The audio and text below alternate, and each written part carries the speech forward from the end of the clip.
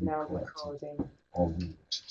Okay, so Jean has written that he's happy to take questions throughout. So yes, if people can start writing their questions in the chat box. And would you be okay, Jean, to, or how do you, should we raise hand or something like that? How would you know that questions have been asked? Raising your hand is usually the best way, and if people can just click on that icon, it makes me aware of who is asking the question. And we can then turn on their microphones as well. Yeah. Jean, are you able to turn your webcam and your microphone on?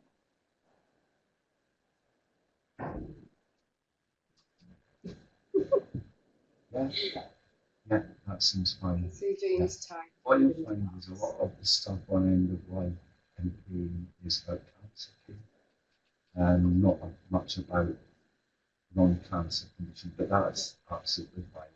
So, no, you can see that when you discuss the literature, that a lot of literature was focused on cancer care. Okay. Jean, are the icons green? Okay. But do you want this after you got? Just bear with us a moment, everyone. So shall we kick off? I mean, I really am happy to be interrupted, because otherwise I feel we're not in the spirit of a seminar or a webinar, and then it just becomes a boring old lecture.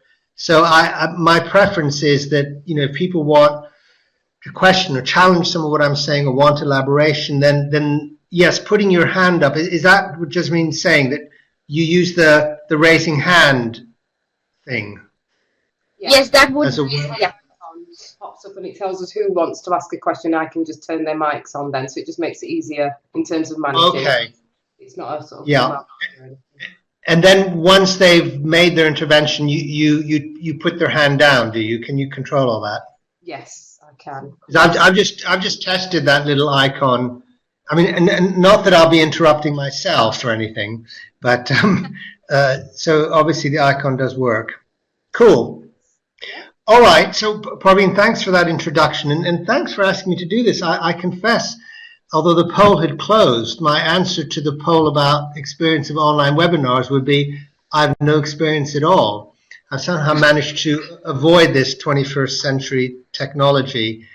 Anyway, let's see how it works, and very happy to really, I guess, tell a story, because this is the story of my involvement in some ways around trying to develop healthcare responses to domestic violence, and where I think we've gotten to. I'm always doing this. Sorry, I'm hearing some other people speaking, so should I shut up for a moment? Hello? Not at all. No, you can carry on. I can't. Oh, right, okay. So I thought someone was trying to sort of say something. So okay, this is already one of the limitations of the webinar format, because I can't see anyone's body language, or at least not directly. All right, so this is the story about where we've gotten to, I think we being the UK, in relation to having an effective response to domestic violence within the healthcare setting. And the story begins really, or my story begins with Constance. She was a 43-year-old patient of mine who I thought I knew very well, and had come to me with recurrent depression and problems managing her children, not her 4-year-old, but her 13-year-old, who was beginning to miss school and have very challenging behavior at home. And it was an evening surgery, she came and she presented with vaginal discharge, and I asked some questions actually about her sexual history, and she said very bluntly that she'd been raped by her partner, by the father of her 4-year-old. And I then asked more questions about the relationship, which I had never done before. despite knowing her for 5 years. And it turned out that she was living with a very scary man, a man who never actually physically assaulted her. I mean, he sexually assaulted her, but he'd never actually physically assaulted her. But when he got very angry at her, he would stand in front of the fireplace where he had a samurai sword, and he'd just stare at the sword and stare at her. And she was completely terrified of him and had been terrified of him for years.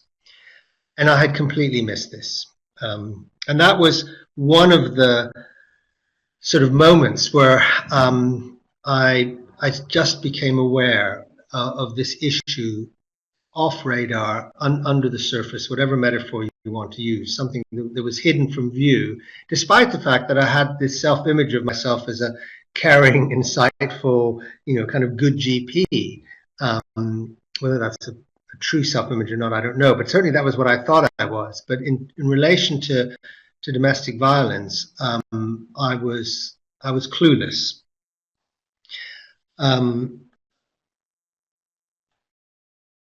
So this is a river, or it's an abstract drawing of a river. I think where I thought I was in relation to domestic violence, because it wasn't that I didn't sometimes see evidence of it. I mean, I did have patients who came with black eyes and with injuries, and I did learn from them that this was because they'd been assaulted by their partner. But I thought that my job was, if you see that red ring, was downstream.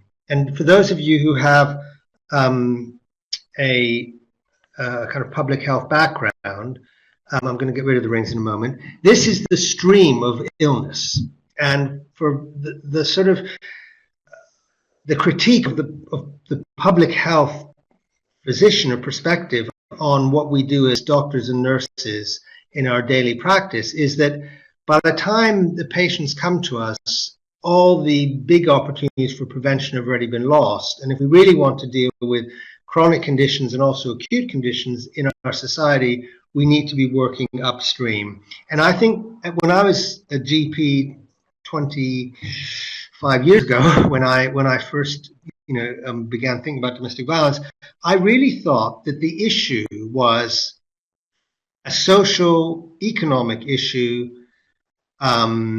that needed preventive care at in a sort of upstream way, and that the only role of those of us who were downstream, seeing patients at the clinical coalface, was dealing with the injuries, distress, maybe even the mental health problems. It wasn't that I was unaware that domestic violence could be damaging to health, but it was simply that I thought my role was to deal with the consequences and try to do it as competently as possible. And I still think, many doctors and nurses, that's, if they think about it at all, that they see themselves as dealing with the consequences, but not really having a broader response.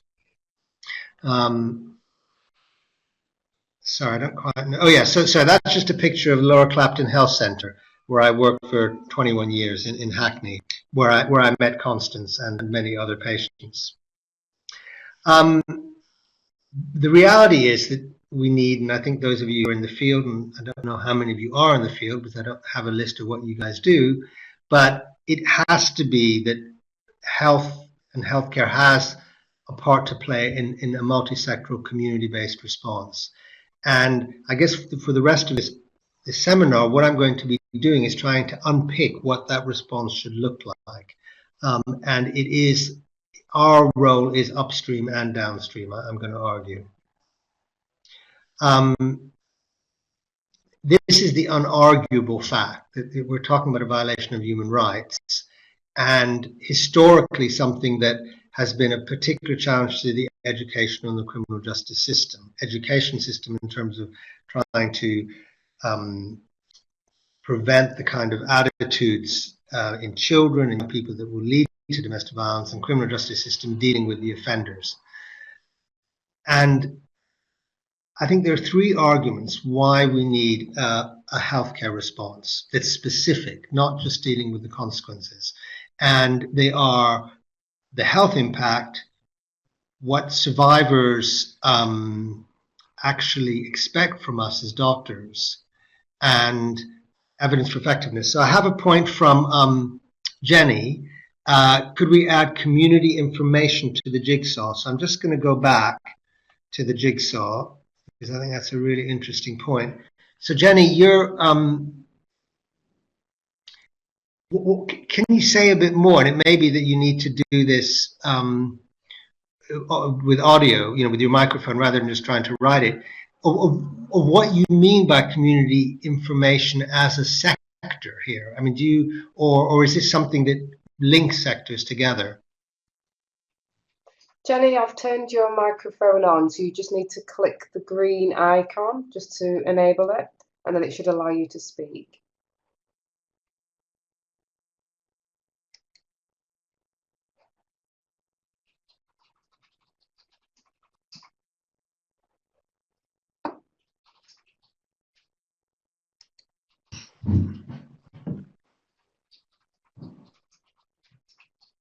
Yes, it is. It is at the top. Yes, Jenny.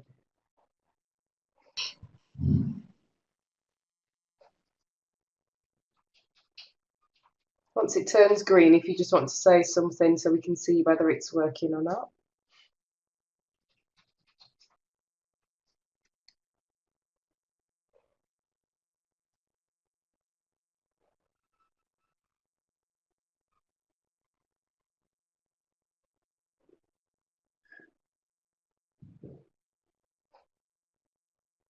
Oh.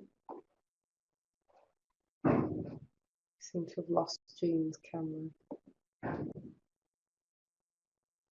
It's green, but it's not working. Okay, do you want to just type your response in the chat box for now? We'll have a look and see if we can get your microphone working shortly.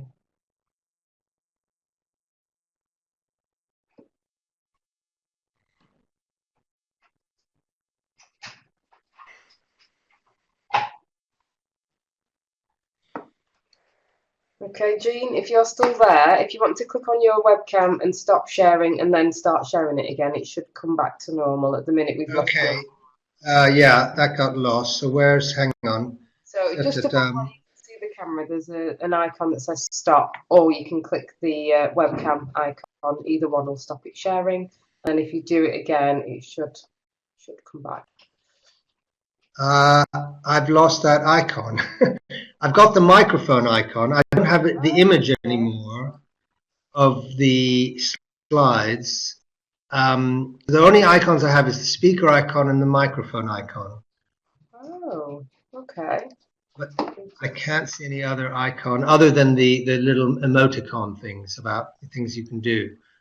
All right, that's back. Start my webcam. Connected my microphone. All right. Now.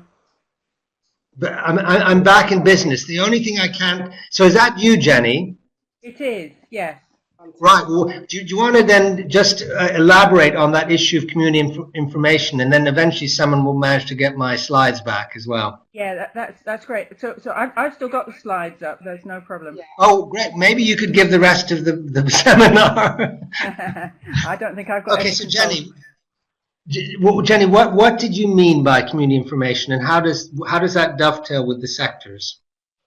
So it's organisations like local charities, community organisations, people with a lot of knowledge about what's going on in the area may know one of your patients through work that they're doing, but they're not included in your jigsaw because they're not part of that sort of professional public sector.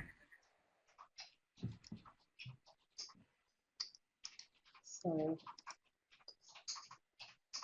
I'm involved in a case right now where that's the case. You know, social workers are ignoring me, lawyers are ignoring me. Health actually want to say lots of different things.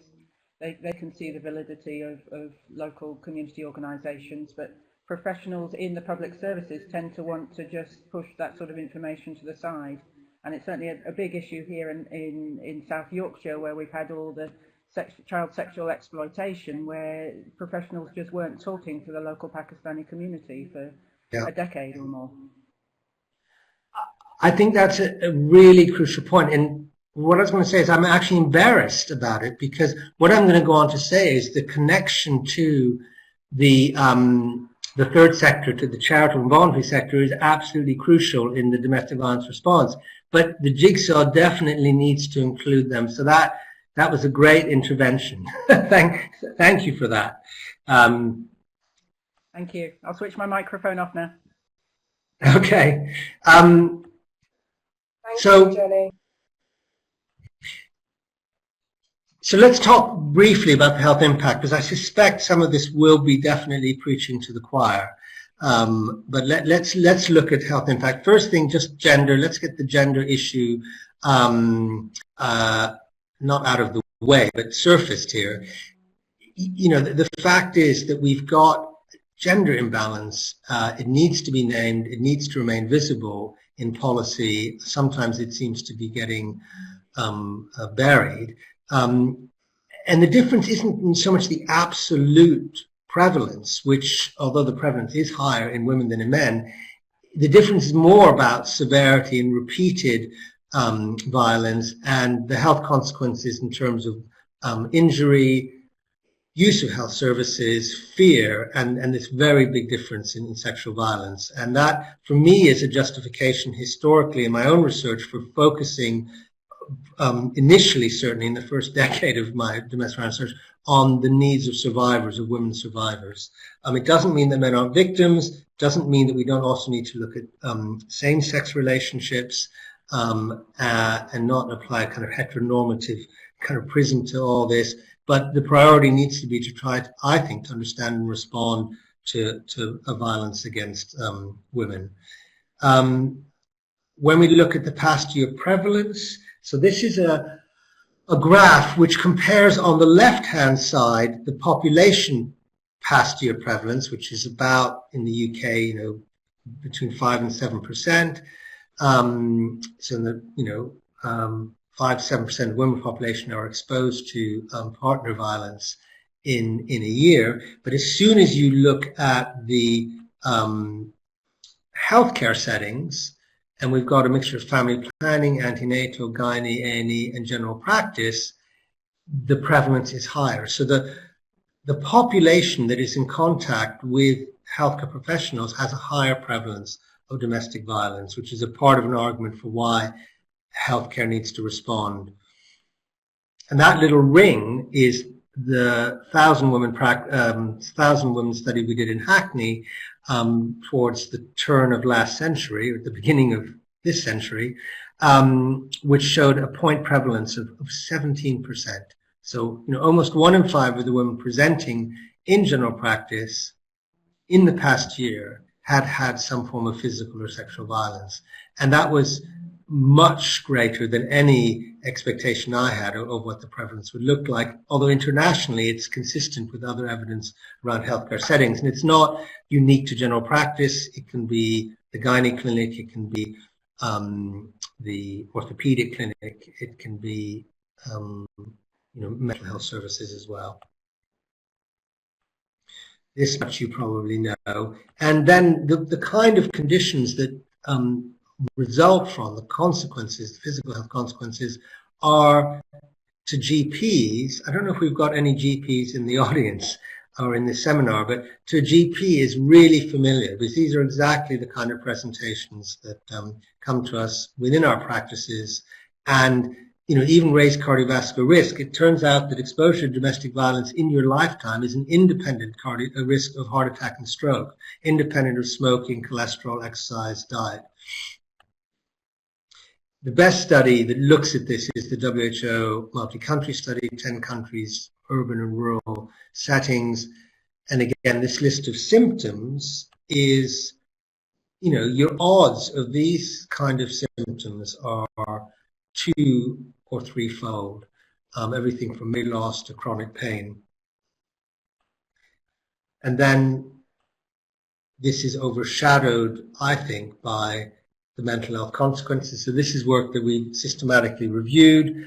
So a common condition, depression, you could say is part of the bread and butter of certainly general practice. Your odds are, almost 3-fold odds of being depressed if you've had a lifetime experience of domestic violence. A less common but often missed condition, PTSD, it's sevenfold and sevenfold odds of having PTSD if you've been exposed. Same with substance abuse, same with suicidality. So I'm not saying that domestic violence is a major etiological factor in these conditions, but it is a major contributor to the range of risks, and often not named, recognized by either mental health professionals or generalists. And one way of thinking about this is disease burden. So this is work from Victoria, Australia. So Victorian women is not women in the 19th century, it's contemporary women. If you're a young woman in Victoria, and there's no reason to think this is different anywhere in the north, although I know Australia's in the south, I mean in developed, in resource-rich countries, there was the major contributor to disease burden is intimate partner violence. So this is an epidemic, and it is a major health risk factor. Now, Catherine has asked how the data was collected for the mental health conditions. So let me just scroll back to that. So this data is based on systematic reviews of many, mostly cross-sectional, but some longitudinal studies. And what we did is we meta-analyzed these studies. So Louise Howard led a team which I was part of, meta-analyzing. That's the most up-to-date meta-analysis of the cross-sectional and longitudinal studies on depression and PTSD. So it's pretty robust. And if you look, Catherine, at the confidence intervals, so confidence intervals are a measure of the precision of an estimate. They're pretty narrow, which to me means we should probably have a moratorium on doing more, certainly cross-sectional studies around the mental health consequences, because, you know, folks, we know that it's a major risk factor for mental health problems. And this is probably as precise and as robust as it gets. I'm stressing the cross-sectional aspect because I do think we probably need more longitudinal studies and to look at these trajectories of risk, partly because the few longitudinal studies we did find do suggest bidirectionality. In other words, you are also more vulnerable to abuse if you have a mental health condition. It's not just a one-way street, and that's something we need to understand more if we're going to respond effectively to that. And then the tragedy, if it isn't tragic enough, is that this cascades down the life course and intergenerationally, and we know, and those of you who work with children know, that there are long-term consequences of being exposed to domestic violence. Exposed doesn't mean even necessarily witnessing an assault, but it means living in a household where there is domestic violence. And this is a magnification of a painting by Bosch. In fact, it's actually part of a triptych by Bosch, who's a Flemish painter. And this is the panel on hell. And the reason I'm showing this to you is because, again, I don't know how many of you are clinicians, but it's just a fact that when you have a disclosure, when a patient tells you about their experience of being abused by the person who's supposed to love and look after them and, you know, support them the most, there's something unspeakable about it. There's something beyond words. So all those statistics I've shown, you know, that's part of the story. But this is, in terms of working with clinical colleagues on domestic violence, something that needs to be acknowledged. Partly through vicarious trauma, if, you know, experiencing vicariously what a patient's going through, partly maybe through our own past histories, which this then raises up, having a disclosure. It's something we need to remember. You know, in our training, we need, so Jenny said, yes, it needs to be acknowledged by the courts, absolutely.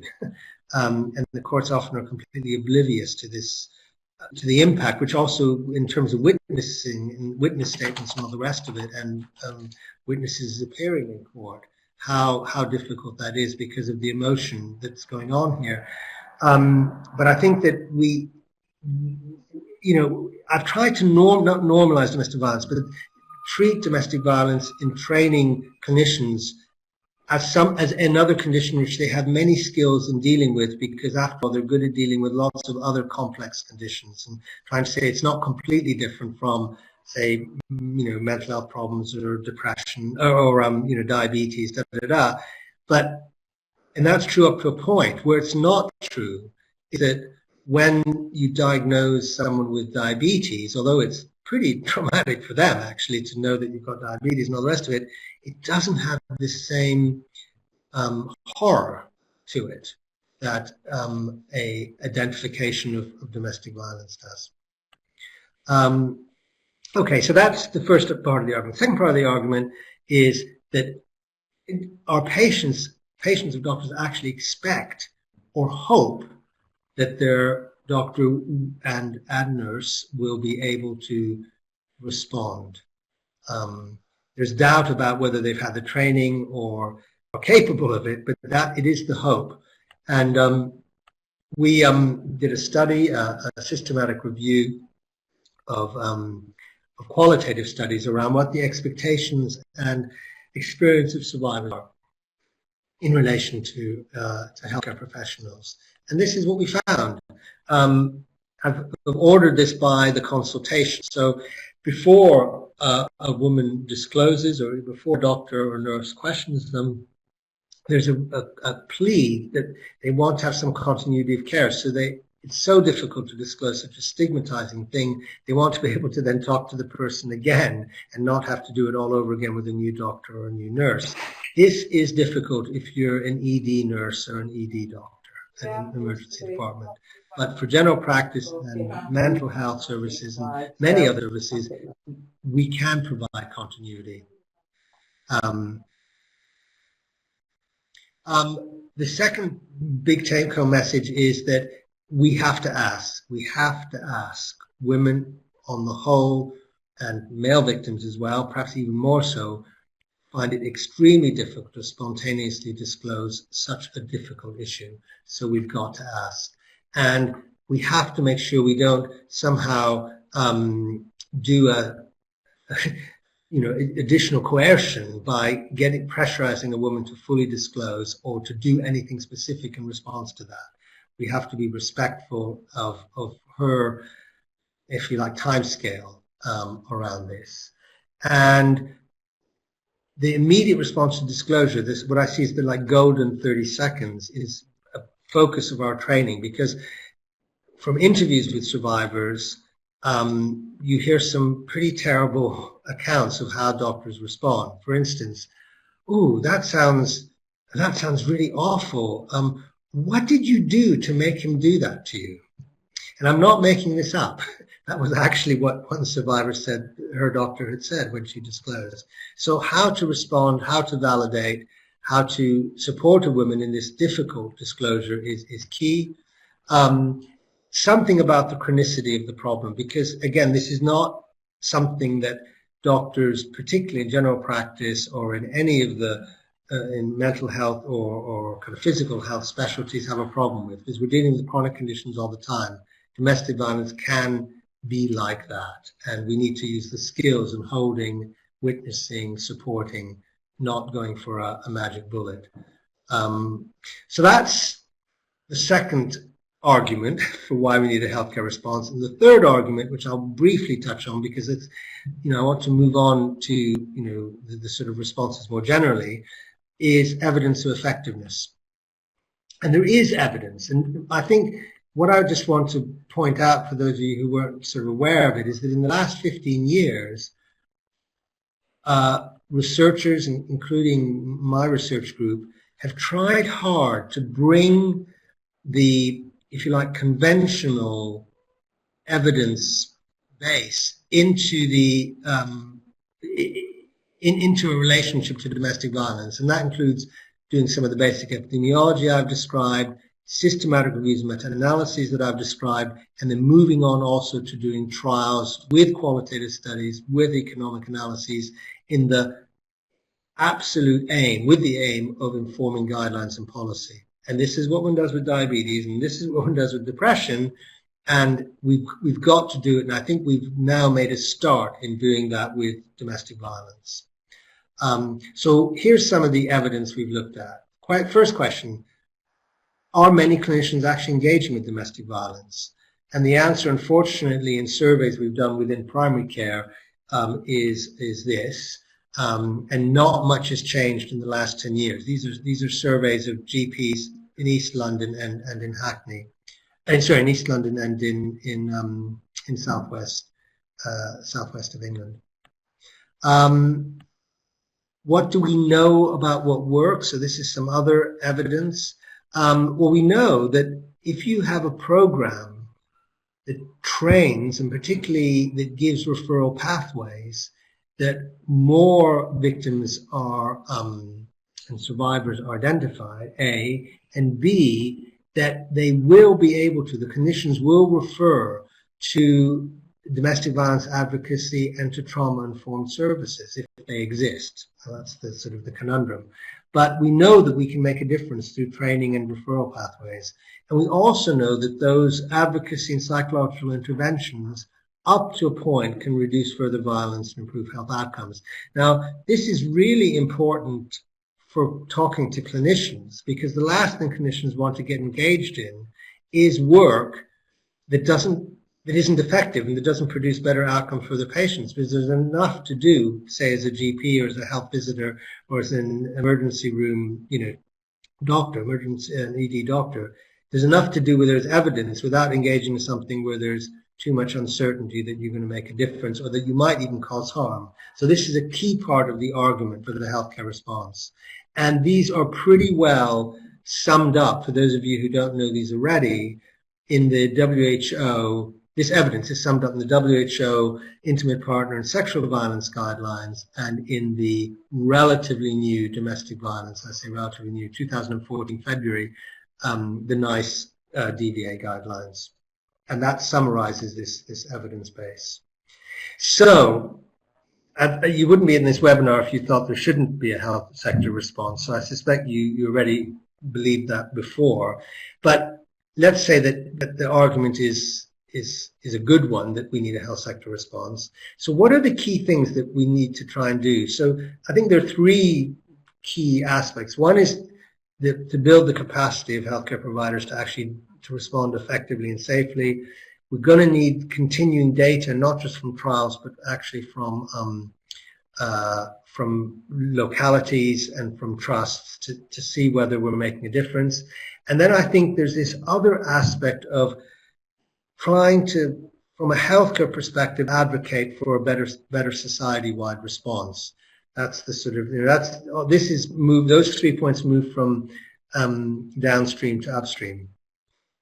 Okay, now this may be, I hope you can see this, this ring on your screens. Because it's only on half my screen, I'm finding it difficult to read the words. But this is an attempt to depict in one image the layers of response that we need. And at the center, and I put a ring around that, is the woman herself, is the patient, is the survivor. It's got to be based around that. And the next ring is about what we do as healthcare providers. And the next ring around that is about what our health system, the NHS, needs to do. And it's generic because this analysis and this image was developed to really try and influence what's happening in health systems around the world. And I'll come back to a moment where this appears, because I'll refer to that. So it has a generic aspect, which isn't necessarily just specific to the NHS. So let's look at the healthcare provider, what we really want to do with doctors and nurses and physiotherapists and occupational therapists and any frontline worker. Without knowledge and awareness about violence and abuse, we're on a hiding to nothing. And so the training to get the knowledge and the awareness and the competencies is absolutely mission critical, kind of obvious. And the aim of that is to really be able to ask about violence in a safe way, confidential way that doesn't make things worse. And then the big question, or some people's big question is, should we be actually screening? You know, surely that would solve the issue, like with the policy at the moment in antenatal care. Shouldn't all women be asked? Isn't that the way you do that? Well, some of you may know that I've spent the last probably 15 years arguing against screening because there isn't good evidence that screening is better than case finding or opportunistic asking, even though there are lots of theoretical reasons why it might be. And we've done an HTA review, we've done now an updated Cochrane review, and there still isn't evidence that we should be screening.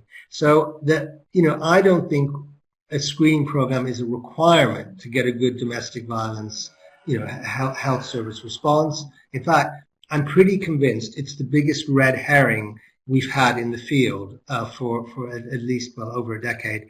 I think that I'm not saying that that screening is wrong. I'm just saying that we should worry less about whether we're using screening or clinical inquiry or opportunistic case finding, because the key issue must be asking in a way where you want to hear the answer. Because a woman will not disclose, a survivor will not disclose if they feel you're just asking in some kind of automatic way. And because I work with mostly women colleagues, can't think why domestic violence doesn't seem to attract many men researchers, but we're working on that. Many of whom have gone through pregnancy during the time that we've been working together. I've heard the most depressing stories about how the question is being asked in antenatal care. And where it's, everything's all right at home, isn't it? Or I'm supposed to ask you this question about a domestic violence. How to guarantee that someone won't disclose.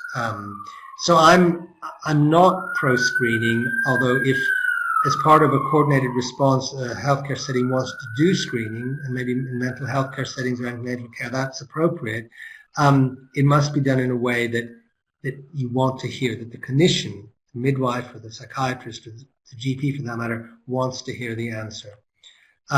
So asking, that's my little diatribe on screening. Forgive me for that. And then I've already talked about the non-judgmental supportive response. And then this key thing, which relates to the community information, linkage that we've talked about, that Jenny reminded us about, the need to get the third sector visible there. It's about facilitating the access to advocacy services, support services, and trauma-informed mental health services. Trauma-informed is crucial because there's probably a lot going on within mental health services which isn't quite appropriate and may even be inappropriate for survivors of domestic violence who have symptoms, have mental health symptoms. So coming back to the wheel, this isn't the Duluth wheel, but it's sort of based on a similar aesthetic of trying to put together the various components. So what about the system? What are we saying at the system level? That has to support doctors and nurses and other healthcare providers. Without it, we cannot do the job of responding to domestic violence.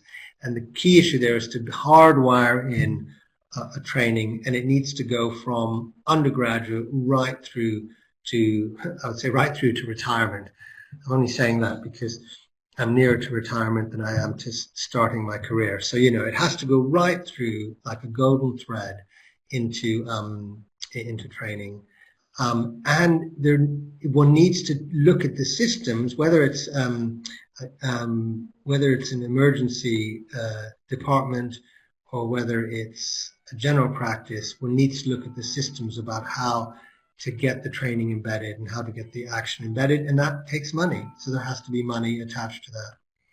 I've already talked a bit about systematic data collection, and this point isn't one that's specifically about the NHS. This is actually a point more for developing countries and resource-poor settings where sometimes there's excellent vertical programs around, say, HIV, immunization, even now, diabetes, but there isn't very good horizontal integration. And domestic violence, the response to domestic violence only works if there really is good domestic violence, sort of integration across the piece. And of course, some healthcare systems need to evolve in that direction anyway. We're blessed with a healthcare service that does do horizontal integration. being threatened, of course, by other forces that I won't go into at the moment. But, you know, we are the right kind of healthcare system to integrate domestic violence really across the piece.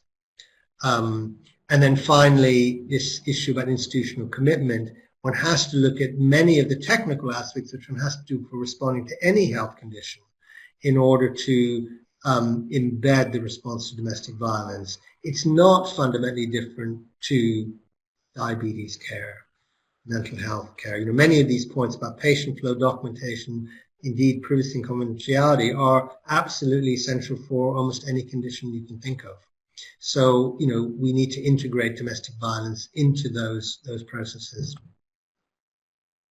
So, question, do we know that we can actually improve the response of clinician domestic violence? I've already said we do know that, but I just want to give you one example close to home, which is the IRIS project, Identification and Referral to Improve Safety, which was a project within primary care.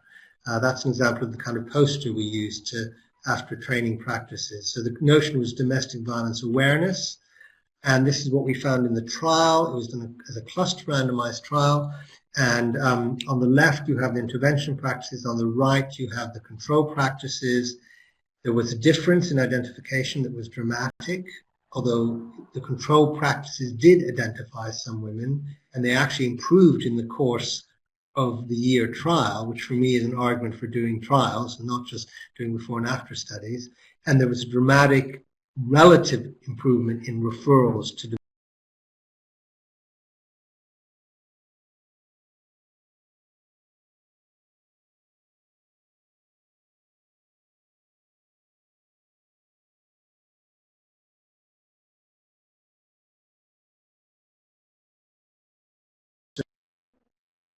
I think you may be able to still hear me. Unfortunately, I can't see my slides. So, this is kind of a vicarious trauma as well, because I've given large parts of this presentation at the European Domestic Violence Conference in Belfast last year, where the AV system just crashed, and the AV technician who was kind of supposed to be riding shotgun on it, had sort of gone out for a fag, I think, and I was standing there in front of, I don't know how many it was, 300, 400 people, and without any visual aids at all, and had to carry on from memory. I really hope I'm not going to have to do that now. So I'm going to wait and wait for something to happen.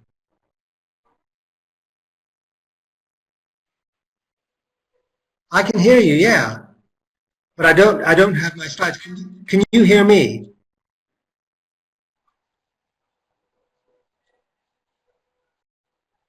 It's gray. It's a gray blank screen, yeah. It happened before, though. When we went down before, the slides also disappeared and only came on laterally. Okay.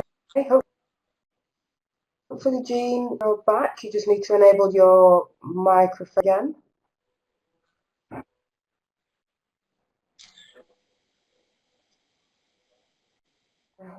Okay.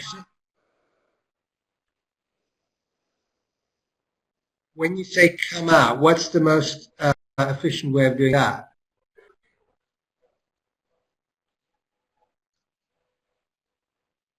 Okay, I will do that. It does. It does, yeah. Yeah.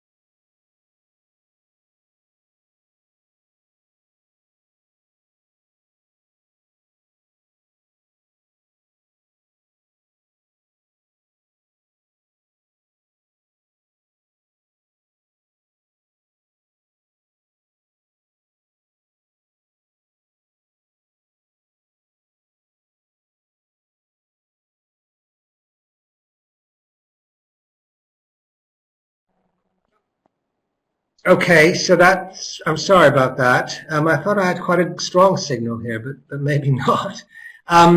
So anyway, it's cut a long story short, it looks like you can really do this type of system level intervention with GPs. Do you know what? Maybe I'm not going to turn on my camera, because does that improve the bandwidth that's available for audio and for images? Anyway, I won't do that. You don't need to see me. Now, let's move on briskly then, because I'm aware of time. That ring round the y-axis, the reason I put that there is to sober us all up a bit, because that is the percentage of women in the practice who have been either identified or referred. And even the best practices, this is a box and whisker plot, so the lines are the sort of interquartile range. So even the best practices, right at the top of the whisker, it's only 2%, or just over 2% of women who've been identified. And if we think about what I said about the past year prevalence, so even though this is a successful intervention in engaging healthcare, it's still only, if you like, the benefit is still relatively modest. It shows that you can make a difference, but the difference itself, I would argue, is in absolute terms relatively small. And when we looked at the variation, some GPs weren't identifying any patients even after the training. Others were identifying, a reasonable number. So yes, but the answer is still yes. But the key thing here is that it has to be with the voluntary charitable third sector. It just doesn't work for it to be conceptualized or put forward as something that can be done just within the healthcare system. And I think that's that is the message, and Jenny kind of spotted the missing piece in the jigsaw. This is an essential part of the jigsaw, and the reason the IRIS intervention program works is because the advocate educator who trains the practices and also takes referral is a known person to them. She is based in a third sector organization that receives the referral, and is also then connecting the practices through the work of that organization to a coordinated community response. It's absolutely key. Okay, so just let's get. Sorry, the slide has gone slightly funny here. What you can't see, this is the river slide should be behind the text. The text says, as an analogy, if we're thinking about influencing policy from health, think about smoking cessation, think about exercise and diet. Well, we, the healthcare sector and public health in particular, have had a big influence on national policy. I mean, George Osborne actually announced, among all the awful things he announced, he did announce even the sugar tax, which is relentless campaigning on the part of the healthcare sector and public health particularly. I think we need the same approach around domestic violence. Health has an influence can have an influence on policy. And to sort of sum that up, if we looked at what the role of the health sector is more generally, we do provide the service to survivors. That's the top of the list. We have to collect good data, but we also want to inform policies and to prevent violence and actually advocate for raising domestic violence on a societal agenda. And I think that's part of our job, even if we're clinicians at the coalface. So back to the multi-sectoral response, I will change this slide so that we're sure that we've got the third sector in it. I think that's conceptually what we're looking at. We're looking at health having a real influence and, of course, being influenced by these other sectors. So that was, well, not that brief. It was meant to be quite brief. All of this argument is elaborated in an article in the Lancet series on violence against women and girls, which was published in 2014. This series as a whole, I do recommend, particularly if you're interested in global health issues and not just our own backyard. It tries to summarize the evidence around not just the healthcare response, which this paper does, but also around primary prevention and engaging with men as well. So it's a really interesting series if you haven't seen it already. What are our challenges at the moment, though, in trying to get the healthcare response to be real and effective? Well, there are big barriers within the medical system, the healthcare system, and I would say that includes the nursing system. Cultural barriers. I mean within our practice cultures, the way healthcare is practiced. But I also mean cultural barriers in different populations within the UK.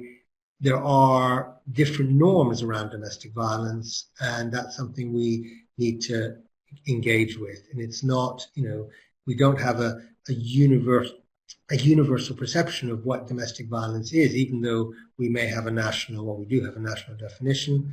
I've already said about the health system organization, organizing care, whether it's the emergency department or primary care. You need to look at the system organization to get a response. The inertia in education training is remarkable, how inertial we are. And I would say medical education is worse than nursing education here. We're just doing a survey of the teaching of domestic violence in the medical undergraduate curricula around the country in all the medical schools. And it's depressing just how tokenistic, if that, is its presence in the curriculum. The existence of an access to support services, advocacy services, and mental health services that are trauma-informed is very patchy and is getting patchier. So that's a real challenge. The irony for me is I worked all these years to get a linkage between healthcare and the specialist DV sector, and then finally feel there is some progress at the very moment that that sector is under attack. And part of the challenge there is the multiple commissioners. There actually is a reasonable amount of budget still within localities, but it's all in dribs and drabs. And, there's the police and crime commissioners who have budgets for it, CCGs, local authorities, and within local authorities, the public health. It's a really messy, noisy commissioning landscape to try to get integrated services. And I'm afraid the thing that just hangs over us, and, I'm sure I'm not telling you anything you don't know and believe and have to experience every day in your work, is this, economically illiterate and really ideologically driven attack on the public sector. And, the response to domestic violence requires a robust, well-funded public sector, and particularly well-funded, DV sector. And we're struggling at the moment, and will continue to struggle with this. So this is a tough place to be, even though we've got the evidence of what works, and even though we've got, I think, a relatively simple, it's not simple to implement, but it's conceptually a simple response to domestic violence for the healthcare sector. But the context is tough. So anyway, this is just a list of what I think we need to actually, sort of a summary of what I'm saying about the various levels that we need to work on. And this isn't, by the way, NHS or UK specific. This is global. This is global action that needs taking. And how do we do this? Well, my contention is that it's not enough just to do research, because research stays often in the ivory tower and in publications and in conferences. So one of the things we've tried to do with our own work is to get the evidence into other formats that are accessible, particularly to collaborators in the domestic violence sector and beyond, with a strong, support from survivors in doing this. So, publishing in academic journals is certainly not enough. I'm convinced that guidelines are, a really important stepping stone, and these are some of the UK guidelines. Sorry, I haven't done my positioning of images well, because the third one, I'll go back, are the new quality standards. Now you may think, hang on, what are they? So NICE, in addition to producing guidelines, produces simple quality standards, which are auditable by CCGs and other, commissioning and locality areas. And these have just come out a couple of weeks ago. Well, maybe it came out at the end of February. And I do urge you to have a look at them, because they nail those recommendations in the NICE DVA standard and NICE DVA guidelines into these 4 must-dos. Now, if you look at them in detail in the document's not very long, it's on the NICE website, you'll see that actually the measures of these being attained aren't that straightforward, and holding local authorities and CCGs to account isn't going to be as straightforward as one would hope. But here are the 4 must-dos. There has to be, clinicians have to ask about domestic violence and abuse, and the detailed quality standard is in a safe space, in a confidential space. Clinicians have to be trained. 1 or 2, level 1 or 2 is like, level 1 would be it's actually not just clinicians, it would also include admin staff in healthcare settings. It would include things like physios and occupational therapists have to have level 1 training. Level 2 are the frontline staff like health visitors, emergency room clinicians, GPs. And NICE isn't allowed to say in their standards, you must train. I can't begin to understand why not, but there's some very complex reasons why they're not allowed to have that in their standards. But what they can say is that patients have to receive a response. Patients who experience domestic violence have to receive a response from level 1 or 2 trained staff, which is a euphemistic way of saying staff need to be trained. And I think we need to use this in campaigning, because this is a standard that we need to be held to. And then the third standard is about that there have to be referral pathways for survivors into the specialist DV sector. Definitely we need to use that for campaigning. And the fourth is slightly ironic to me, because in the NICE guidelines we said very clearly the evidence around perpetrator programs isn't great. Yes, existing programs should be supported, but always in the context of doing research. So there needs to be research around their effectiveness to make them more effective. But quality standards simplify everything, so it basically said there needs to be services for and referral pathways to for perpetrators. So again, I think that's an important campaigning standard. So do have a look at these, because these are now hot off the presses, and I think we need to use them to push in our local areas. How are people doing for time? I'm aware an hour has passed with various hiccups and a bit of good exchange as well. But I'm happy to go on. I don't know quite how can you do a poll, or I guess people who have other things to do will just log off. And unless someone shouts time to stop, I'm just going to press on probably for another sort of 10 minutes or so. What I want to end with is, because I'm a researcher and some of you I think are academics, I'm not sure. I just want to talk about some of the new work that we're doing and that it's sort of coming to fruition now. So the PROVIDE program ended almost a year ago, actually, but we're still looking at some of the findings. So, a big question that always comes out when we talk about domestic violence is, what about the men? And so we've tried to answer that with empirical evidence. So we've looked at the prevalence of perpetration and victimhood, and sometimes a combination of the two in men attending UK general practice, just over 1,000 men. So that article is out there, it's open access, and that gives you something about, the number, and, a substantial minority of men in general practice who are consulting their GPs are either victims or perpetrators or both. But I don't have time to go into the numbers, but I do recommend that you look at this work. And the next question is, given that we've got some success in engaging healthcare, primary care particularly, with women survivors. What about male survivors? Well, we've got a study which is sort of the sister of Iris called Hermes, and believe me or not, the acronym works. And what the answer is possibly. So we haven't trialed it yet. I don't think the pilot was wonderfully successful. We're now integrating it into further research and into further testing.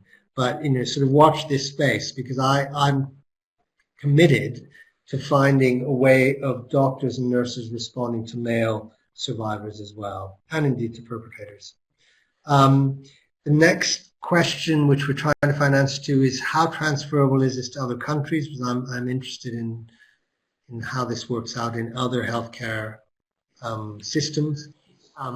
Yes?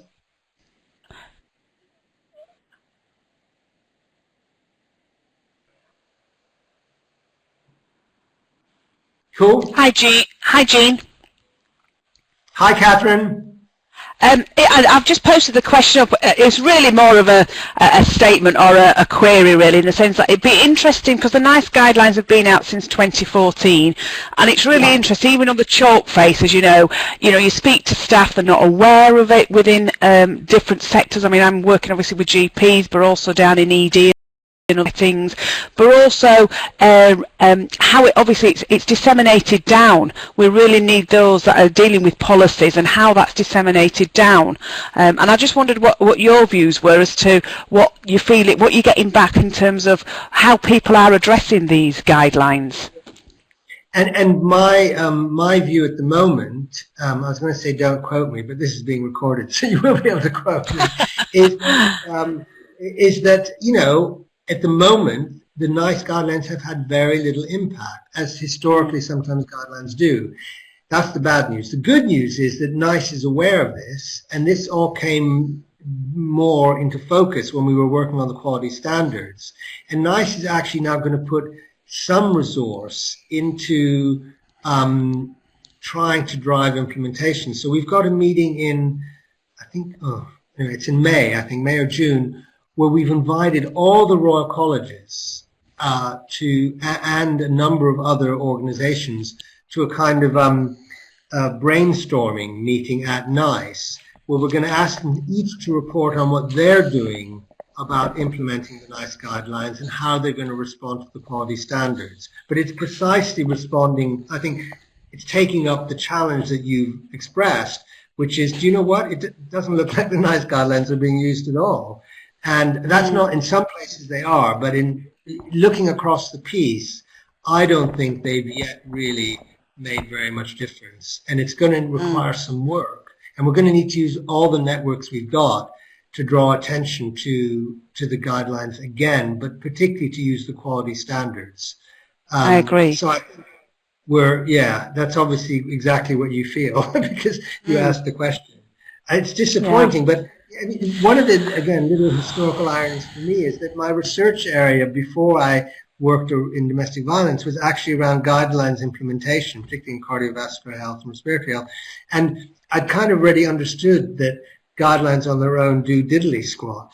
And I'm afraid guidelines on domestic violence are no different from other guidelines that, on their own, they're just passive documents. So it needs an implementation strategy. So it's gonna, we have to do it, and we need to reach out to all our kind of networks and collaborators to make sure that they don't just get forgotten. So good question. Yeah, I think also as well, if I could add, there is definitely a shift in the media. I don't know whether how everybody else feels that's working what I would call, really in support groups and advisory groups and really seeing these survivors much more than what we are as researchers. But obviously there was obviously the programme on Monday evening here. There's a lot in the media. It really seems to be something that people are becoming more aware of. Now, I'm not sure where that's been driven from, because obviously for the media and for TV programmes to be picking this up is interesting in itself. And I don't know whether anybody else has got any views on that as to why this suddenly is becoming a topic area.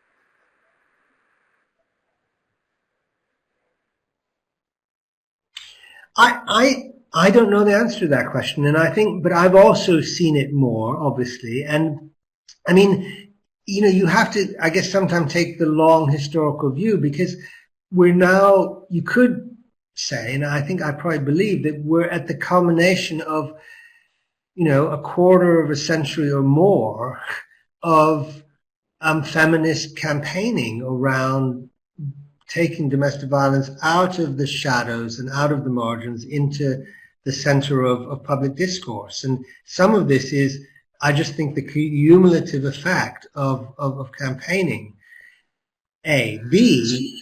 The domestic violence is again becoming more common, partly because of the response to the economic crisis. And there's been quite a lot of publicity about that. So I think that's drawn people's awareness to the issue as well.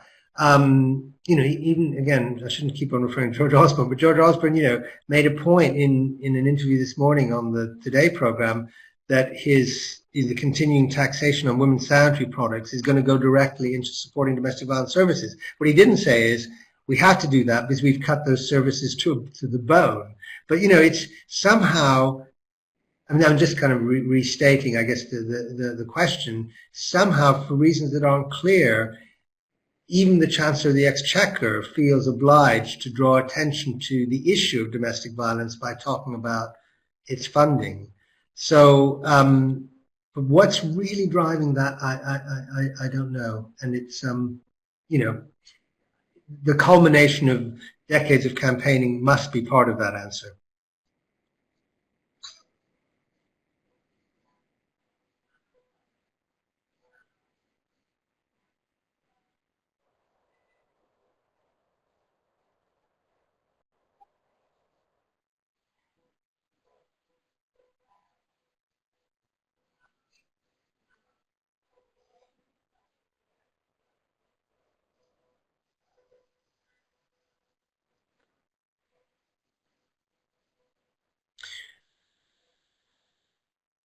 Well, certainly the stigma, I mean, it's still stigmatized, but people are more willing to come forward. And I mean, that amazing program Behind Closed Doors on Monday, you know, it's 3 courageous women going public on what had happened to them. It's difficult to imagine that even 10 years ago. Okay, I'll press on now to the end, really. So this is just to draw attention to something we're doing in 5 European countries. Was it 6? Anyway, in France, Austria, Germany, Romania, Bulgaria, that is 5. Just trying to adapt the IRIS model in this training and referral pathway, particularly in ED settings, to see if it can morph into a useful form for other healthcare systems. So that's something that interests me about how you adapt programs and interventions to fit different contexts. And this is what I kind of alluded to before. Advocacy isn't as effective as we'd like it to be, particularly in relation to mental health and quality of life. It really is, there's still some uncertainty there, which unfortunately, you know, not unfortunately, that sounds ridiculous, but, you know, which we did reflect in our recent Cochrane Advocacy Review. You know, not going to make me extremely popular in domestic violence services fighting for survival. But we did say, you know, there's still uncertainty about effectiveness. We did say that, you know, we felt there's enough evidence to easily justify the current commissioning of those services, but we need more evidence about how to make them more effective. And so that was the Cochrane Review. We did that, and we were just submitting for publication the PATH trial, which was a psychological intervention delivered by domestic violence advocates, which, in a word, does improve mental health outcomes over and above what advocacy does on its own. So, you know, there's kind of good news there about how you enhance what services can do, domestic violence services can do.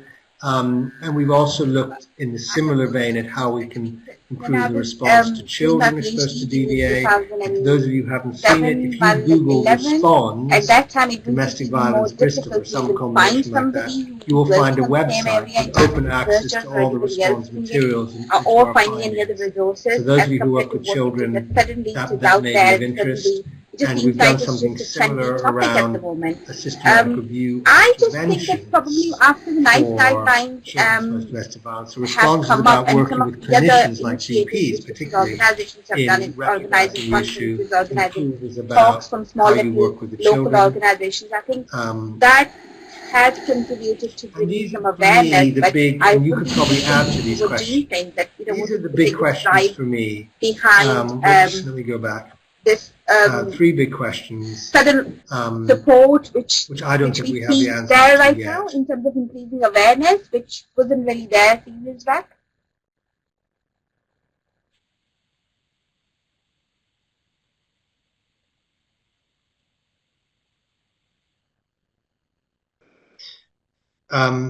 Sorry, I think you can still hear me. Is that right?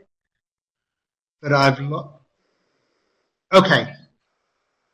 All right. So look, we don't even we don't need the final slide. The final slide is basically saying thank you to all my collaborators, which of course includes Sue Jones, who worked on the study of men, and we're at the moment at the start of a new 5-year program. It's called ReProvide, looking particularly at how we can respond to perpetrators and looking at perpetrator interventions, and also how we can add into the IRIS model the needs of children and men. So that's what we're currently doing. And thank you. I have gone on, feels like, for quite a long time, but still, very open now to further discussion and hearing your response to this or the kind of things you're up to that that sort of fit with this or indeed challenge it.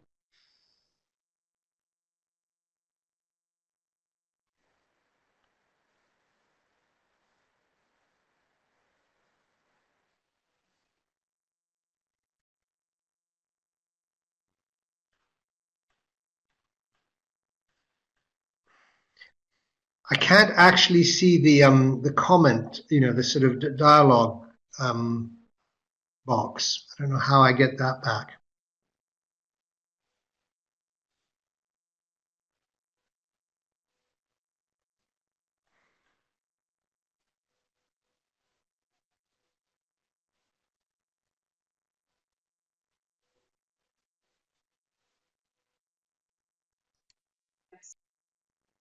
Yes, we can. So did Catherine ask the question of how we can reduce gender-based violence in the UK? And therefore it just seems like there's That's much a small more focus question. as compared to before. So I think, just to share with you one of my regrets, really, which is that when we did the systematic reviewing for the NICE guidelines, we found that the upstream evidence around, for instance, public campaigns or school-based interventions or other forms of preventive kind of activity, the evidence isn't that strong, which is a bit of I think is a problem, because we need some good public health research to figure out, and indeed good social science research to figure out what are the sort of pathways that can be disrupted around domestic violence appearing in the first place. That means understanding the etiology better as well. But it got to the point, even though the guidelines were coming out under the public health section of NICE, we couldn't make any what you would call genuine public health recommendations, say about campaigns or about school interventions. So I think that's a really important research and policy area. I don't know if other people have a view on that. I mean, I'm not saying zero tolerance campaigns should be banned. I'm just saying that if you're trying to argue about them from an effectiveness point of view, you're not going to find a lot of evidence.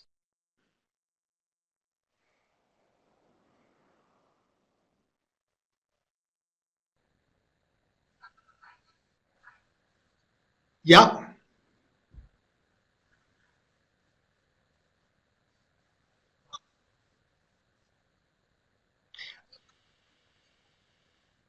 Who are you talking to? Okay, yeah. Yeah, I can't see what anyone's written. For some, I've lost the dialogue box. So best to read what Sue wrote if she wants it to be heard.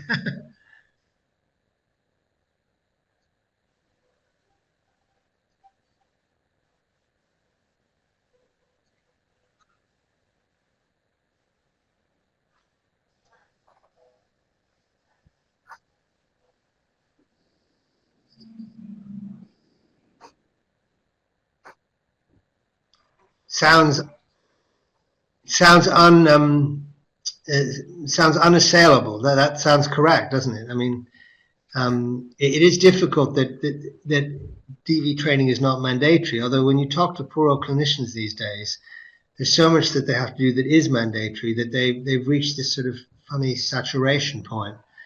So but yes, of course it should be absolutely a requirement before you get revalidated.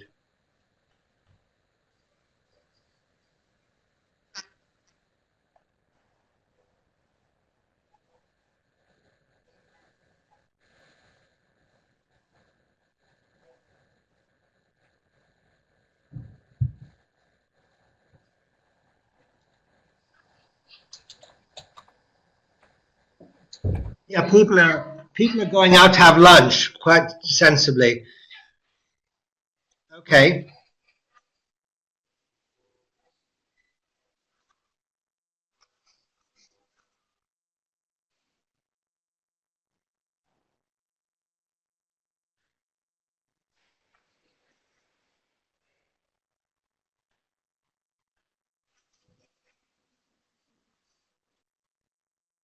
cool. Thank you, Catherine, for your incisive contributions.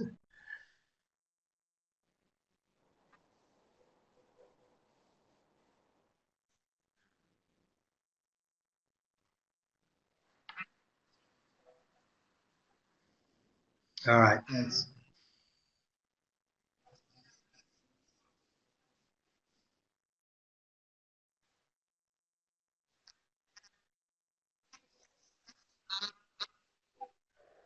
Okay, Parveen, thank you for organizing this.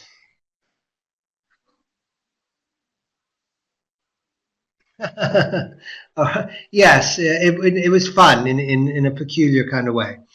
All right, guys, take care, everyone. Good luck in all your endeavors.